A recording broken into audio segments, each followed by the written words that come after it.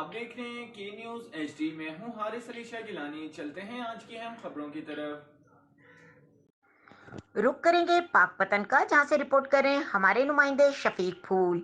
ये जाली traffic warden है। इस पर पाकपतन में पहले भी FIR दर्ज हो चुकी है। ट्रैफिक पुलिस से इसका कोई ताल्लुक नहीं है। ये पाकपतन में पुलिस रजाकार रहा है। इसे वहां से भी फारग कर दिया था। और नौसरबाज है, एक वीडियो वायरल हुई है जिसमें से जाली वार्डन किसी इलाके में बदतमीजी कर रहा है। इसकी तलाश जारी है। कानून के मुताबिक कार्रवाई की जाएगी।